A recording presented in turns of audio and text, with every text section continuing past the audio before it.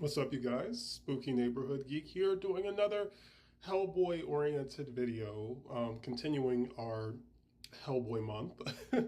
I will be talking about, oh boy, Hellboy, Asylum Seeker, or the original title back when it was released in Europe, I believe, Hellboy: Dogs of Night. This was the very first Hellboy video game. Originally, this was a PC game I think may have came out in 2000, I believe. And then maybe around the time that the first Ron Perlman movie came out, I think they ported it to the PS1. This was developed by Cryo Studios. I believe they were in Europe. I could be wrong. They may have been a Europe-based game studio that mostly tackled PC games, and they had a record for doing, having real solid quality PC games.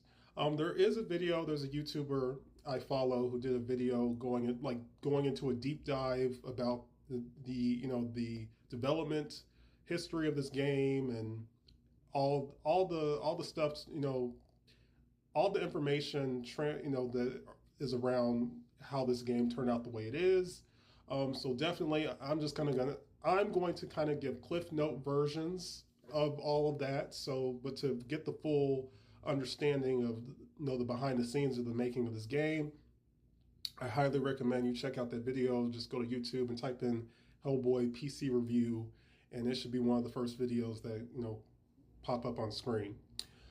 So unfortunately, and I'm going to go into this assuming you know who Hellboy is. Also, I want to say I just found out that Hellboy turned 30 this year. Last year, which I am blown away. Oh my gosh, I did not realize Hellboy was 30 years old. I thought they had the 20th anniversary. So no, the first movie turned 20 like a year or two ago, but the actual character, the whole entire franchise is 30 years old. I am blown away. There is a documentary on Hellboy's history. I'm not sure if it's come out yet. I've seen some clips of it on YouTube, but hopefully that'll be easy to access because I would definitely love to watch that. But yeah, just had to get that out of the way. Hellboy is 30 years old. Let that sink in. So in 30 years, we've only gotten 3 games. That's crazy. So I talked about Science of Evil maybe like last month. So I got around to finally playing this. Unfortunately, like I said, it has a reputation for being one of the worst games ever made. When you know the history behind the production of this game, you have a better understanding of why things kind of the game turned out the way it did. This easily could have been a canceled game. This easily could have been a game that was complete and ended up being canceled. So I'm grateful that the developers and the studio was able to get this out, on time, even if it maybe needed some more polishing or needed more work done to it before being fully released to the public. But right off the bat, I will tell you this is not a bad game. Yeah, it's kind of flawed in areas, unfortunately, but it's not a bad game. It's not the worst game ever made. People who have said that, I don't even know if they played it long enough to even make that accusation that this game is one of the worst games ever made. It is not. If you're a fan of the character, absolutely, I feel like you can appreciate this for what it is. I did. I'm a diehard Hellboy fan, so I can appreciate this game for what it was. This game is kind of in the style, of course, I played this on PS1 emulator. It's in the style of the Resident Evil games. So just think about that. For anyone who's played the classic Resident Evil games, or like the first Resident Evil, Resident Evil 1 remake, a Hellboy themed game in the style of those old PS1 Resident Evil or Dino Crisis games, that sounds amazing on paper. And I do think, like I said, I think graphically the game is cool. I like the different set pieces you're taken to in the game. Like I said, the visuals are good. The atmosphere and the soundtrack really fits the tone of the game and the setting. And, like even you're playing as a supernatural freaking superhero, there's still a sense of still a small sense of fear because, you might enter a room and you might be surrounded by a group of enemies or something, or a monster or something, and then you have to have to defend yourself or fight or whatever. So there is still that fear of there could be something in this room, or I turn this corner, there could be something waiting for me. Um, Even though, like I say, you're playing as a superhero who fights monsters, every other Tuesday. um, but still, I really like that, horror the horror fear aspect is still present, even though you're playing as freaking Hellboy. Um, there is a little bit of voice acting in this game. So surprisingly, Ron Perlman was not the first actor to play Hellboy. I mean, he was the first person to play him in live action, but the very first person to play him really was an actor named David Gaskins. Um, he did a phenomenal. David did an excellent job as Hellboy. I mean, I'm not sure how much direction he had, but his voice and when he would say certain pieces of dialogue that Hellboy would say throughout the game felt very in character and very funny, and like I said, very entertaining, and like you're listening to it and you're like, yeah, that's Hellboy, especially if you read the comics, because the movie incarnations are a little bit different from the comic book incarnations. Um, and the few other voice actors we do here in this game, they do fine. They do good with what they're given. But like I said, David, it would have been cool if he could have portrayed Hellboy more than once. But he did a good job with what he was given. So this kind of takes place in the '60s, I believe, like mid late '60s. That's another thing I like about. Like I said, in 30 years, we've only gotten 3 Hellboy games, and 2 of them are considered not that good. Damn. Um, but I like all 3 of the Hellboy games. All kind of take place in different eras. Like this one takes place in like the late '60s. Science of Evil, depending on if you're playing the PSP or console version, may take place in like the '80s, like the '70s or '80s or something. Um, I believe Web of Word takes place in the '80s. I've been playing Web of Word for the last few weeks, and I've had a blast. And I will definitely review that game when I'm very close to beating it. I will definitely review Web of Word. When I get finished playing it, because I have a lot to say about that game. Um, but like I said, I like that it takes place, and all these games take place in different eras, so you can kind of see all these games all kind of being connected together. Um, I forgot, yeah, Hellboy. In case I didn't mention in a previous video, he was a DLC character in Justice League. I forgot the name of the Justice League fighting game, but he was in the sequel, which is really cool. Um, so like I said, Hellboy and another BPRD agent, Sarah, the bureau that he works for, are sent out to look for another BPRD agent, which this sort of kind of gets reused in another game, which I'll get into when I talk about that game. So they're kind of, I don't know if you really want to say it's a rescue mission, but they're going to investigate like what happened to our fellow agent. Sarah eventually gets kidnapped, so now it's just Hellboy, trying to rescue Sarah, and a whole bunch of other crazy comic booky, scenarios happen to him along the way. Um, the puzzles in this game are cool. The puzzles are not too bad. Like I said, once you figure them out, it's very rewarding to beat a puzzle and then progress. One of the things that people kind of didn't like was the combat isn't the best. Like Hellboy, pretty much the combat is just one button. You press like the square button. He'll do like a couple jabs with his left hand, and then he'll swing his right hand of doom, which is really cool to see. But it's like his hits don't do enough damage. Like it low key kind of takes forever to take out an enemy, low key.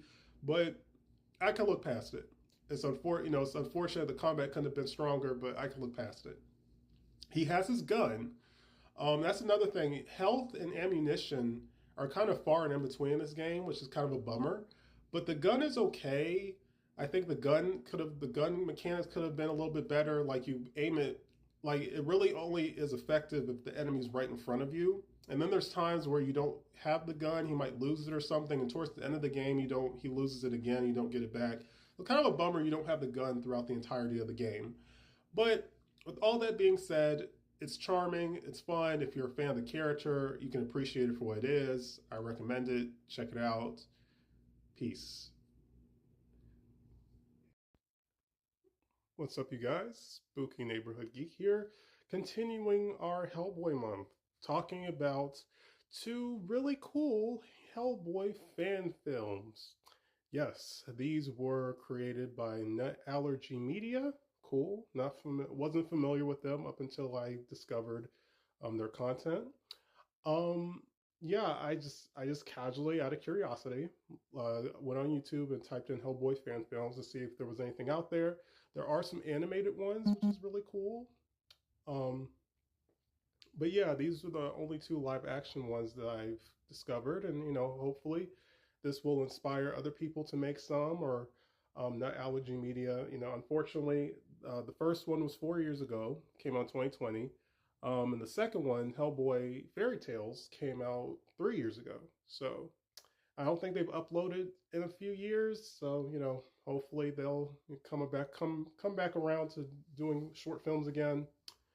Side note, I discovered that there is a channel that is, rather they already have or they're planning on releasing a Hellboy documentary about the entirety of the series, of the character and all that stuff. So I think I told you Hellboy turned 20 last year, I believe, which is amazing. Um, so yeah, if that documentary, if I'm able to watch that, I don't know, maybe I might talk about that. We'll see. So yes, these two fan films. Uh, well, you can tell that they were on a budget. I'll say that, but they were good quality. They felt very in spirit to the comics and the Hellboy character. And I can see the effort because I haven't made a film on this level, but I've made stop motion animation. I know stop motion animation it can be very time consuming and take a lot of, time and creativity and energy to make. Um, so I can only imagine how much went into making these. But like as far as like there being a budget, like for starters, so in the opening we have the chief of the BPRD, and they're all having like a mission briefing with the other agents, and then um, eventually Hellboy shows up. Um, and you can see behind me, the makeup is a little, it's like I said, we're on a budget here. It's a little on a budget. It's not bad. Again, I respect the level of creativity that was put into making these. So I would never bash someone else's work. Um, but he does look a little funky, a little bit. But we'll work with what we have. The right hand of doom doesn't look the best, but again, we'll work with what we have. Um, like I said, they have their little mission briefing, and it's in a kitchen. It's literally just someone's kitchen, and that honestly adds to the charm. It honestly adds to the charm of the fan film. And then like we have our dialogue between all the characters. We find out there have been people going missing in these woods, this wooded area, and this BPRD are sent out to go investigate and see what's causing the disappearances. Um, and like I said, being on a budget, we see them all in a car, like they're just in a regular car. Someone's driving, regular car. Hellboy sitting in the passenger seat. And it's just something just very funny about that. I don't know. It's just very to me. It's just very kind of funny in a good way. Um, so we find out that the kind of a, well, kind of a, well, I guess it's kind of a spoiler. We find out what's causing the disappearances. A lot of stuff happens. We do kind of get a bittersweet ending. Again, I won't spoil the fan film. It's the fan film was 27 minutes. Yeah, it's almost 30 minutes long, which is really good, really cool. Like I said, it's called Hellboy. The first one's called Hellboy Lost Soul. The second one's called Hellboy Fairy Tales. Um, and it does, like I said, kind of get a bittersweet ending. The ending is, it's cool. It's conclusive to the story. Um, I don't know if I want to say that. A certain character pops up at the end, and even though they're kind of given, the actor who plays them is given kind of, I want to say their screen time is a little limited. They're probably on screen for a good like 10 minutes or something.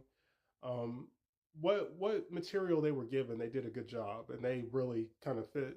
Their appearance really fit the character they were playing. So it was really cool to see that character pop up at the end and kind of help Hellboy or whatever I won't spoil who that is.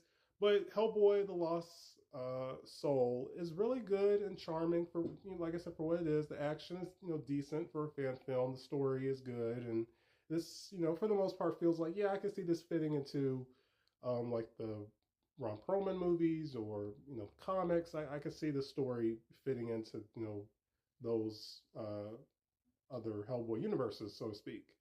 Um, so now we have Hellboy Fairy Tale, or Fairy Tales. This one's a little bit more straightforward. As you can see behind me, it's only 5 minutes. Um, this one's in black and white, which I really like. That could maybe they were paying homage to like the old black and white Universal monster movies. Maybe, I don't know. And Hellboy is sent to go take down some evil fairy that I guess captures people or hunts, stalks people or something.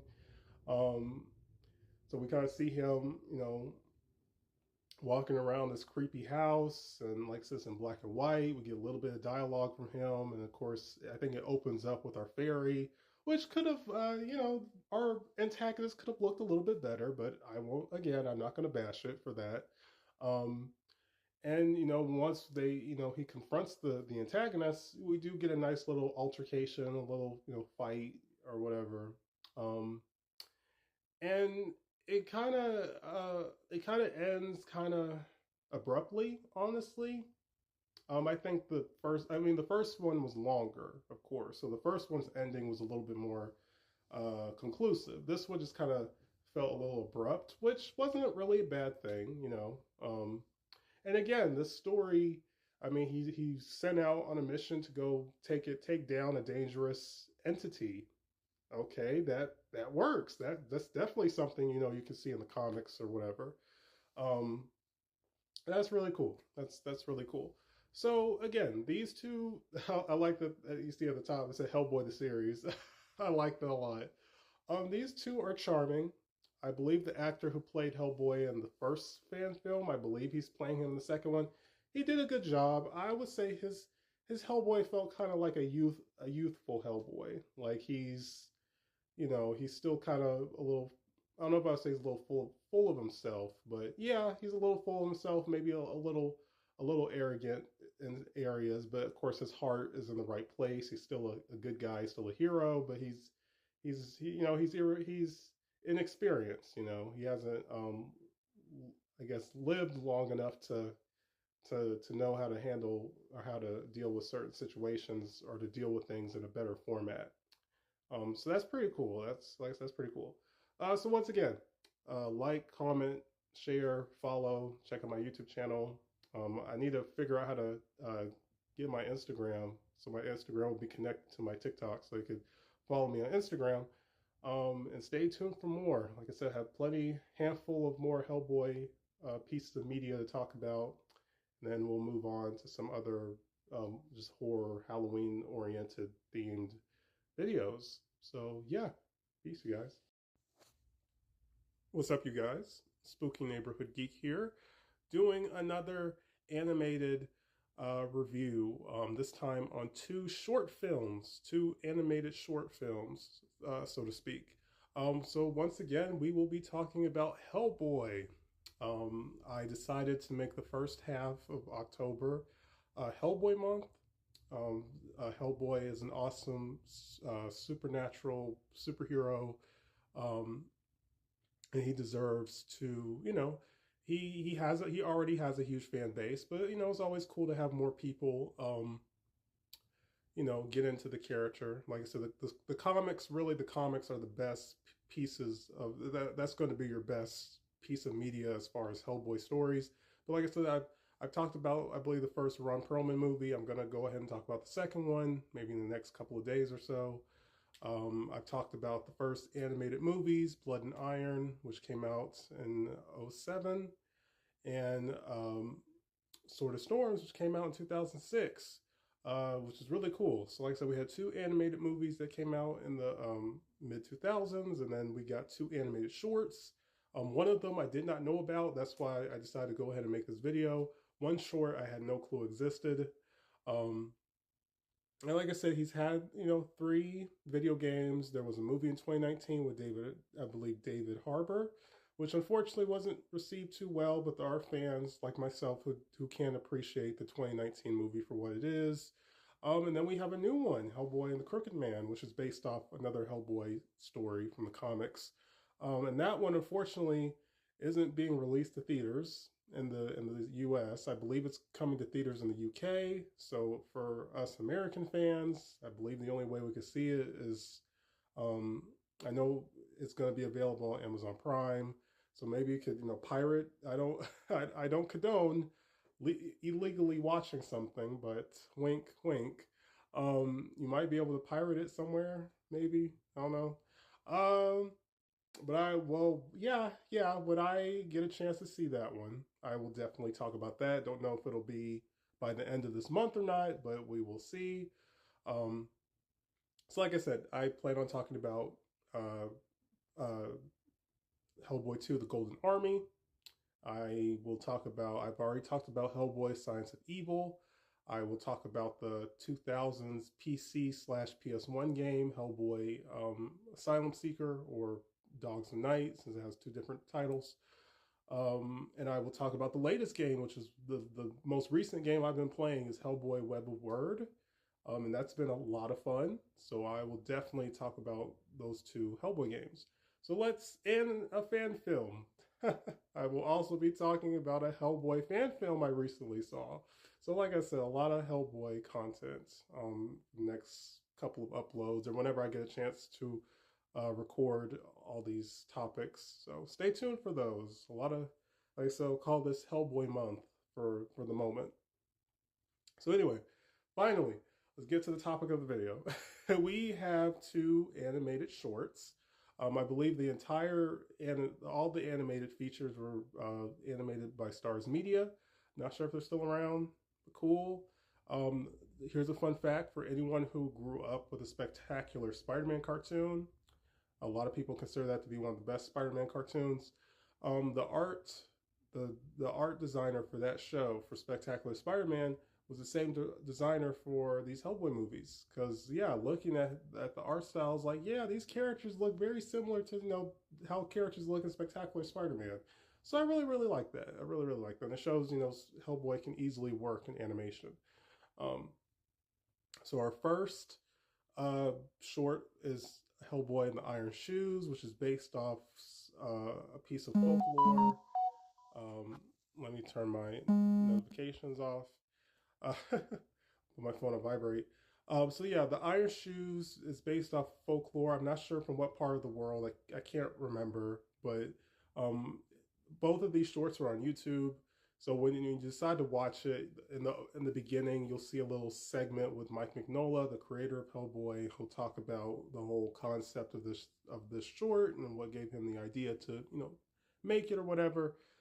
So the original folktale was uh, the Red Hat. There were like these little goblins or creatures or something that would come across traveling people, like people who were just traveling, and K-word them and dip their red hats, in the people's blood or something really crazy and creepy like that. So instead of in the short, instead of it having being a red hat, the creature is wearing iron shoes. So we see Hellboy. He meets with a priest. The priest in a town. The priest tells him what's going on. He goes to investigate. He comes across our antagonist. We get a little fight, little confrontation, which is entertaining. Of course, Hellboy comes out victorious, and he returns the shoes to the priest, and we kind of get a little funny dialogue between him and the priest, and then he goes about his way. And that like I said, it's not a lot, but it's enough to keep you entertained. And it's like, oh, this is cool. Like this story yeah, it feels like a Hellboy story. Like this story you could have easily like read this through, in a comic, like a comic short story or something. But it's very charming. It's very charming. Like I said, especially if you were to binge the animated, movies, watch the first 2 movies, and then just add the 2 shorts just to, make it a fulfilling watch.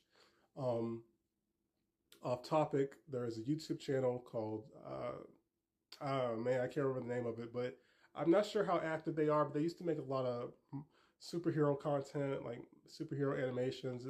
The series is called Superhero Bad Days, for anyone who's familiar with those. And they did one on Hellboy with him and Abe Sapien went to go fight some creature that was living in some lady's toilet or something. It was really silly and cute and goofy, and that was a very well animated short. So that's worth checking out if you're interested.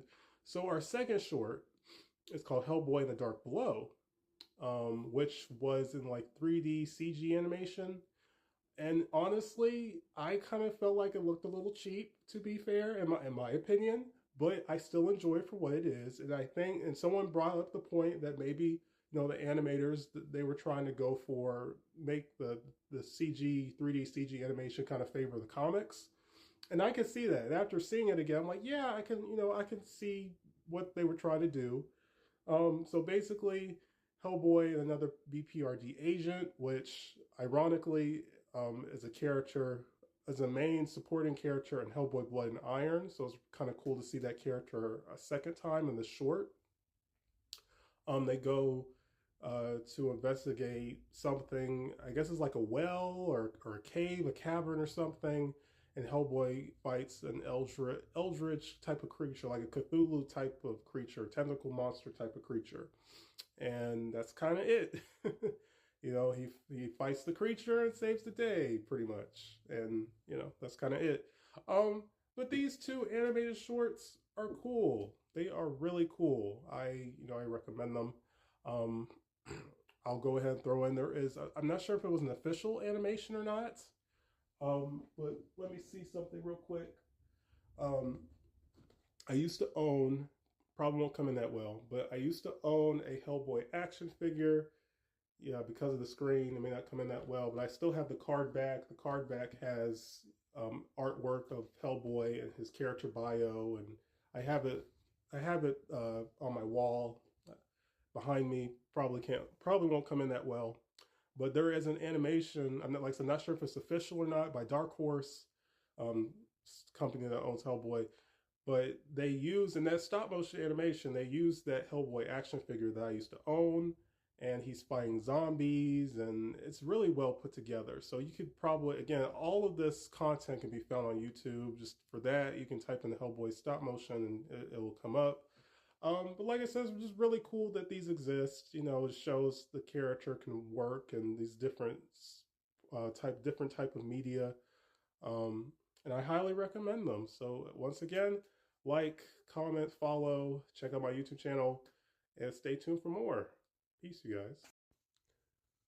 What's up, guys? Spooky Neighborhood Geek here, doing another horror comedy movie review. For anyone who's seen my sorority babes and the Slime Ballerama movie reviews, then you kind of know what type of movie we're talking about. Also, happy October, I believe, of this recording. The day of this recording, I believe, is October 1st. So happy October for all those who love the month of October, and how the spooky season, all that good stuff. So yes, we will be talking about Evil Toons. Okay, interesting name. This was directed by Fred Olen Ray. Cool. I think he also wrote the script for this. Interesting. There's really only two faces I recognize from the cast. I forgot the name of the other person, but I've seen him. For anyone who's ever seen the Small Soldiers movie with the action figures that come to life, the actor who played, I believe, the truck delivery driver who delivered the toys to the main character's father's toy store, he's in this movie. I know that doesn't really, I don't know if that really, like, what's the word I'm looking for? I don't know if that makes it easier to kind of figure out what actor I'm talking about, but, and I don't know if that narrows it down, but I think the first time I saw that actor was in Small Soldiers. And David Carradine, R.I.P., who passed away some years ago. So yeah, like I said, this movie's kind of a horror comedy. So a lot of wild, crazy stuff happens. It's like 80, a little over 80 minutes. Excuse me. Uh, this movie isn't for everyone. This is a guy. I don't know if I would say this is a guy's movie. A guy's movie. When I say that, there is a lot of unnecessary nudity, and I mean, there's so much nudity throughout this movie. It's literally, like I said, it's kind of overkill. Like, it's like, did she have to, did she have to take her clothes off in that particular moment? Like there's so much of it to the point. Like, okay, this is overkill. So that might be a little off-putting to some people. That's totally fine. If that's not your thing, of course, this probably isn't a movie you want to check out. Um, you can thank the director for that one. He wrote the script for the movie. So okay, so let's get to the story real quick. What is the story for this movie? Um, and I guess real quick, you can kind of say this is like a more adult version of Who Framed Roger Rabbit, which I guess but really, when I talked about Cool World was more of an adult version of Who Framed Roger Rabbit. So you can say it's more like a horror take on Who Framed Roger Rabbit, when you have a cartoon character interacting with real life actors. Um, which I wish we would kind of get more experimental movies like that. There's only like a handful of movies like that exist. But you could add this one to that category. So we have David Carradine's character, who I guess is like a priest or something. I'm not sure what exactly he was supposed to be, but like centuries ago, he had this book. This book had a evil demon imprisoned in it. Is the character you see behind me, and well, I'm not going to spoil what happens in the opening, but it's really kind of weird and confusing. And it's like, how does him doing this particular thing prevent the demon from being unleashed? Maybe I missed that when I watched it.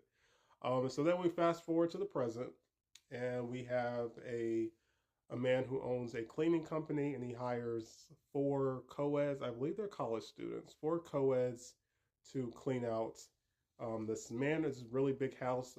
I don't know if you really call it like a manor. It's not a mansion, but it's like a really big house.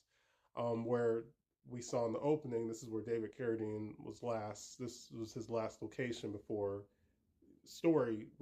plot reasons happened. But that was his last location in the opening of the movie, was that house. Um, and I guess his spirit somehow his spirit is able to reappear, and we do see him throughout the movie, and of course he's present for like the end of the movie. So his character's kind of mysterious. So like I said, I'll try to not say too much about all that he does in the movie. Um, but yeah, so I'm not sure. There's like a thunder, of course, in these type of movies. There's a thunderstorm. So I guess the girls decide to stay the night at the house. I guess because it's too dangerous to leave. Um, some uh, other shenanigans happen that we'll just kind of gloss over. You'll see that when you watch the movie. That's kind of where the nudity and sex joke type of content comes into play. Um, so then they're handed the book, which like they had a pretty normal reaction. Like you're handed a creepy ass book with a face on it. It looks like the Necronomicon from the Evil Dead franchise, to a degree. And this is y'all normal reaction. Like this is a normal book someone would receive in the mail or whatever, which is pretty funny. And of course, when all the chaos starts to happen, and they start acting like real people, like oh my god, I can't believe this is happening. We're freaking out, type of thing.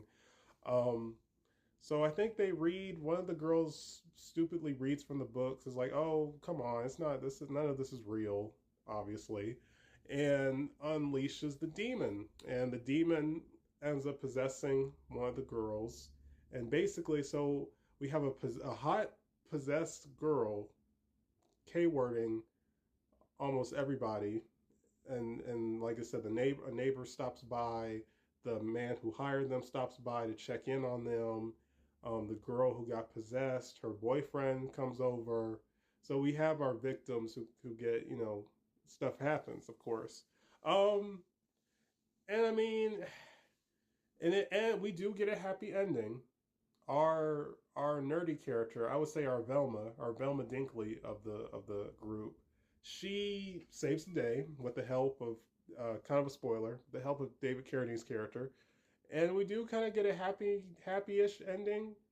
Of course, I won't spoil. Like I said, I try not to spoil too much, but like I said, it's okay. It's all right. It's all right. If you like I said, if you like horror comedies where you just sit and watch, you don't have to think too much about the plot. You just go along for the ride. Then you'll probably like this. If you can stomach the nudity and the sex jokes, and you find that to be entertaining, and you can look past that, then of course check it out. But then again, if that's not your thing, if you may, especially if you're a female who likes watching horror movies, this might not be for you. Do like I said, if all that content you find inappropriate or offensive, that might not be your thing, which is cool. But like I said, since I'm reviewing it, I want to let you all know what to expect when you watch this movie. I don't want you to go into it blind. But like I said, it's a horror comedy from 92, 92, 93. So, like I said, I like the atmosphere. I like the cast. The girls, I'm not sure how good of actresses they were when they did this, but they did decent with what they had. They were very entertaining, you know, because I like the setting, group of girls or characters, a big house. It's raining and thunderstorming outside. It's too dangerous to leave.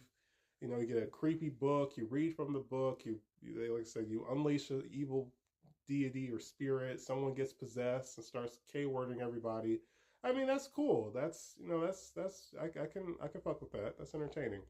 Um, but yeah, like I said, it's on Freebie and Tubi, so you can watch it for free on streaming. If you're interested, definitely give it a watch. Like I said, if you like horror comedies, definitely worth checking out. Or like I said, maybe watch a trailer. Yeah, it's probably the best thing.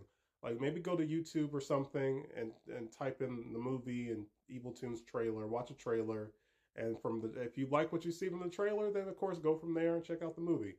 But like, comment, subscribe, or like, comment, follow, but subscribe to my YouTube channel, and stay tuned for more. Peace. What's up, you guys? Spooky Neighborhood Geek here, doing another 80s horror movie review. This time on One Dark Night from 1982. Yeah, I saw this casually on YouTube. I think I've mentioned in the past, I love 80s horror, and there is a playlist that periodically gets updated with horror movies from the 80s. Some may be well known, some may be obscure, some may be so bad they're good, and some may be so bad they're bad. um, but I stumbled upon this one, One Dark Night. This was directed by Tom McLoughlin. Um, he did a good job. This is PG. I mean, this was 1982, so keep that in mind. This is PG. This is maybe more. I mean, this is more of a horror film, so it's kind of, I would say, maybe more PG-13. It's not really, I guess it's not really graphic. You don't really see anything too, super scary from what I can remember. But yeah. The cast. Of course, there's a lot of names to remember. The only person, when I was watching, I was like, "Is that who I think it is?" Adam West is in this movie, in the original '60s Batman. He kind of had more of a supporting role, but still, I was like, I cannot believe Adam West is in a movie like this. I believe the actor who played the Predator in the first Predator movie, where Arnold Schwarzenegger, he's in this.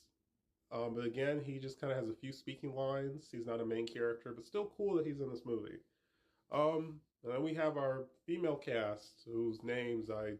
There's a lot of names to remember. So basically, I guess this takes place in a small town. I don't know if they said specifically what town it took place in, but a man who was, I don't know if he was like a scientist or an archaeologist or something. He has some type of career like that. He passed away recently. And one of his associates, a friend of his that he worked with in the past, of course, came to the funeral and was wanted to talk to his daughter, share some information to his daughter. The man's daughter passed away. Bad. I guess he's our antagonist. Share some stuff with her that she didn't know about her father. Her father really weren't close, and he had a very secretive life. So so he basically obtained psychic powers or something, and he would uh, drain the life energy of young girls to, I guess, stay alive or something. I can't remember the reason behind that, but and I'm not saying that plot line isn't bad. It's not. It is creative. Like he basically was an energy vampire, a vampire that feeds off of your life force or energy, kind of like with that Stephen King movie about the cat people. I don't think it was called Cat's Eye. I can't remember the name of it, but I know it wasn't. It's considered one of his weaker movies, but that's actually that Stephen King movie is actually one of my favorite ones. It's kind of similar to that, where those cat people were like energy vampires or something. Um, yeah. Uh, so of course, they're sitting. The friend of the father and the daughter, and Adam West, who may be the daughter's romantic partner. I'm not entirely sure. Um, they're all just, they're listening to the man tell the story. And it's kind of funny, like I don't know, like I was like, is it kind of hard for the actors to keep a straight face during this dialogue because of how just off the wall it sounds? I don't know. To me, that was kind of funny. So then we cut to some other characters. Our well, our three girls, really four, but the fourth girl isn't on the cover. Um, so the blonde haired girl, uh, this guy she used to date is now dating her, I believe, and of course she's jealous, and for whatever reason, her and her black friend, which I was surprised there was a little, a little bit for 82, a little bit of diversity, and we had a main character who was black, which was cool to see. Um, so the two of them, the two friends, and they had another female friend, all have like a group together, like a club together, or sorority or something. And our main female character, I guess, she wanted to join them, and her boyfriend, of course, was like talking to her, like, why would you want to do that? Why would you want to prove yourself to them? And yeah, I thought that was really dumb. Like, you're dating this person's ex boyfriend, and you want to be in a club. Like, no, you want to be in a group with her and her friends. Like, that sounds very toxic and very just like, why would you want to put yourself in that uncomfortable situation? So I felt like that didn't age well. Like, well, that plot line was kind of stupid. Like, why? Like, what? Who in their right mind would want to do that? Like, I want to be in a club or a group with your ex girlfriend and her friends, knowing that your ex girlfriend does not like me and doesn't approve of the two of us dating. Like, yeah, that makes a lot of sense. But so she had to go through. They were going to put her through an initiation where she basically had to spend the night. She had like a sleeping bag. She had to spend the night in like a cemetery, like not outside where with the tombstones and everything, but like I forgot what the building is called, but they bury people inside the building. Um, there had some other rooms in there. I can't remember specifically what the building is called.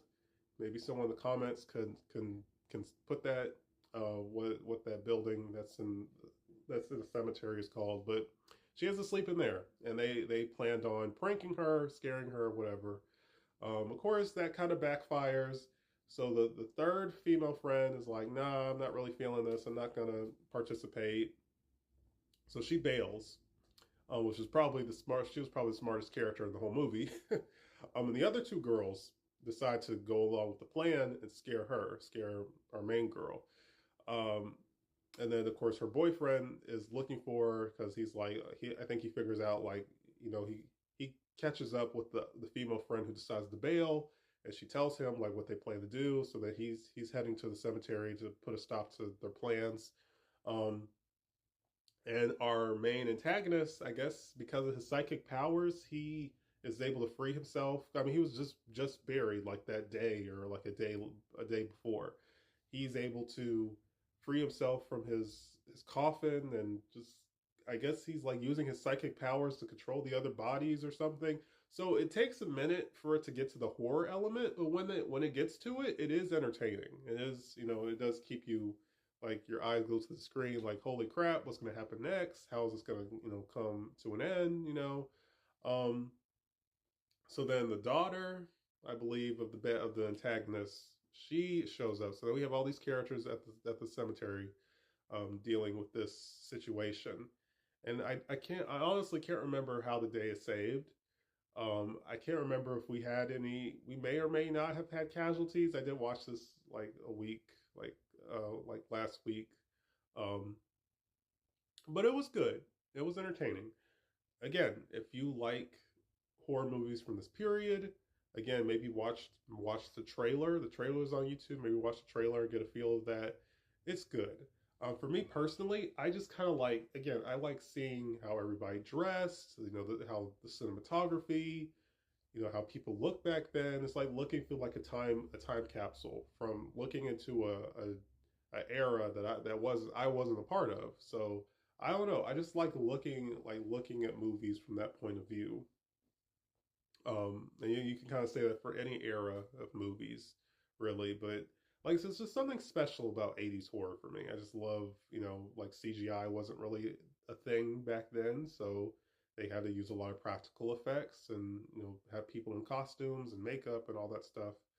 Um, but it's okay. It's entertaining. Would I? Yeah, absolutely. I watch it again because, like I said, I don't remember how they defeated the bad guy. I honestly don't, but I definitely would watch it again. It's on YouTube. Once again, YouTube for free. So I watch a lot of these older movies. Like, share, follow, and stay tuned for more. Peace, you guys.